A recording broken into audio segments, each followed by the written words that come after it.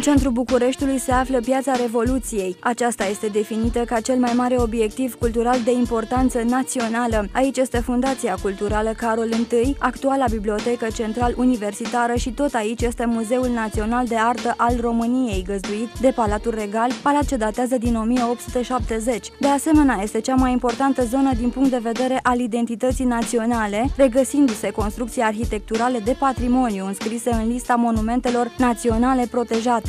O piață plină de istorie. Aici s-a încheiat comunismul prin plecarea dictatorului Ceaușescu, ce a reprezentat momentul culminant al Revoluției Române. În memoria victimelor din timpul Revoluției s-a ridicat un monument înalt de 25 de metri ce a iscat mai degrabă diferite controverse privind simbolistica acestuia și bugetul colosal alocat construcției.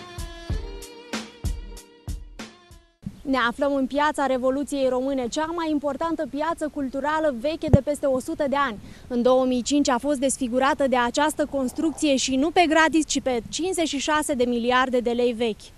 Monumentul se numește Memorialul Renașterii și a fost dedicat în memoria victimelor Revoluției Române din 1989. Ministrul Culturii din 2005, Răzvan Teodorescu, a declarat că a avut intenția să creeze un loc de reculegere și meditații privind simbolul construcției în sine.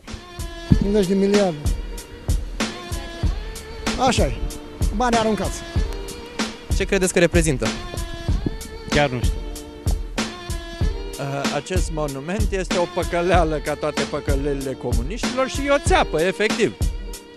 Cu asta seamănă, cu o țeapă. În timpul polemicilor născute pe marginea construcției, amplasării sau aspectului monumentului, ansamblul a primit mai multe denumiri. Țeapa, cartoful Revoluției, creierul pe băți sunt câteva din poreclele oferite de bucureșteni cât și de mass media. Aceștia sunt nemulțumiți de aspect cât și de faptul că acesta este amplasat într-o zonă suprasaturată de monumente realizate în stil diferit. Am putea să ridicăm milioane de statui, putem să ridicăm statue oricui, ăsta e statul nimănui. But do you like it? Doesn't make a difference to me.